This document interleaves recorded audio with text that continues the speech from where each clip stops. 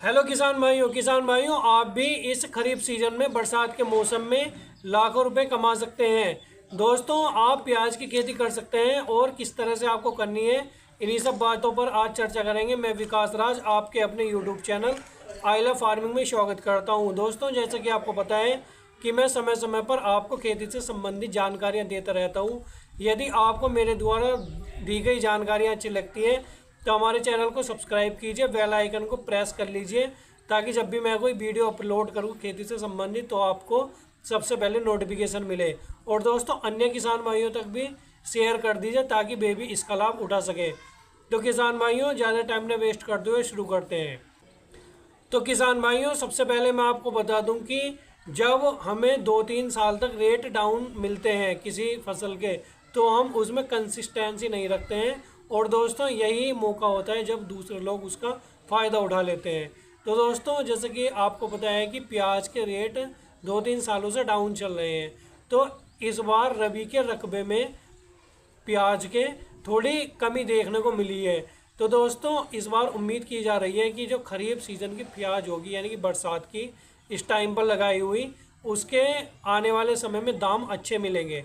तो दोस्तों आपको कंसिस्टेंसी रखनी है, यानी कि जिस तरह से आप निराई गुड़ाई करते हो उसी तरह से आपको करनी है, आपको निराश नहीं होना है। दोस्तों जिस चीज़ को आप छोड़ते हो वो आपको आपसे पहले छोड़ती है।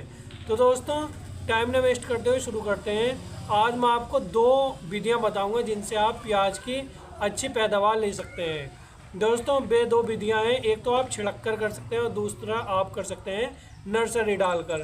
पहले तरीके से मैं आपको बता रहा हूं दोस्तों, आप छिड़क कर भी इसकी खेती कर सकते हैं। जैसे आपको पहले अच्छे से जुताई करनी है, गहरी जुताई, उसके बाद में आपको किसान भाइयों उसमें देसी खाद डालने हैं और उसमें कुछ रासायनिक खाद भी डालने हैं, जैसे DAP, SSP, single super phosphate और पोटास, सल्फर। इस तरह से दोस्तों आपको फिर एक बार फिर से जुताई करनी है।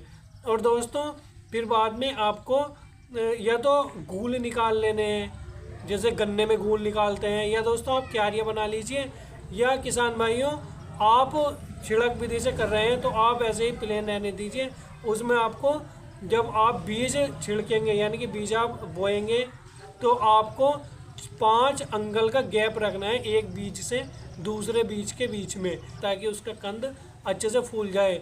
और आपको इस विधि से प्याज की बुआई करने के लिए आपको 2.5 किलो बीज की आवश्यकता होती है लगभग 1 एकड़ में। और किसान भाइयों आप इसमें बीज ले सकते हैं पंचगंगा सरदार, प्राची सुपर और दोस्तों प्रशांत अर्जुन।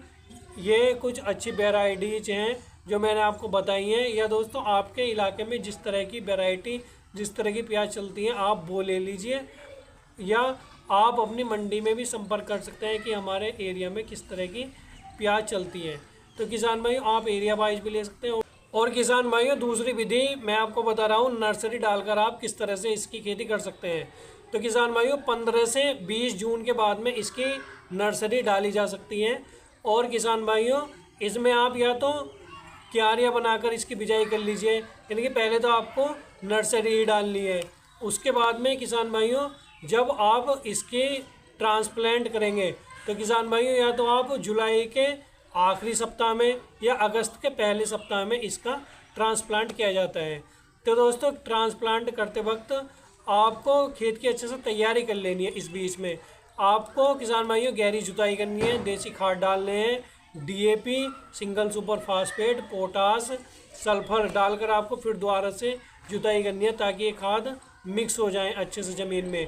और किसान भाइयों आपको जब आप ट्रांसप्लांट कर रहे हैं तो या तो आप घूल विधि से कर सकते हैं या दोस्तों आप क्यारियाँ बना सकते हैं।